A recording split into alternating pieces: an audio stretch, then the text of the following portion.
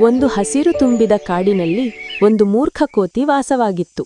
ಅದು ಯಾವ ಕೆಲಸವನ್ನಾದರೂ ಯೋಚನೆ ಮಾಡದೆ ಮಾಡುವ ಸ್ವಭಾವದ್ದಾಗಿತ್ತು. ಒಂದು ದಿನ ಕಾಡಿನಲ್ಲಿ ಇಬ್ಬರು ಕಾರ್ಮಿಕರು ಒಂದು ದೊಡ್ಡ ಮರದ ಕೊಂಬೆಯನ್ನು ಕತ್ತರಿಸುತ್ತಿದ್ದರು.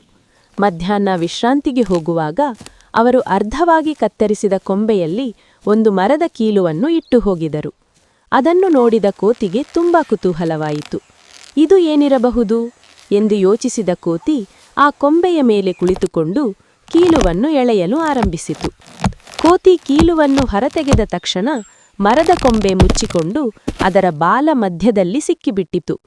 ಕೋತಿ ತುಂಬಾ ನೋವಿನಿಂದ ಕಿರುಚಿತು. ಸ್ವಲ್ಪ ಸಮಯದ ನಂತರ ಕಾರ್ಮಿಕರು ಬಂದು ಕೋತಿಯನ್ನು ರಕ್ಷಿಸಿದರು. ಆಗ ಕೋತಿಗೆ ತನ್ನ ಮೂರ್ಖತನ ಅರ್ಥವಾಯಿತು.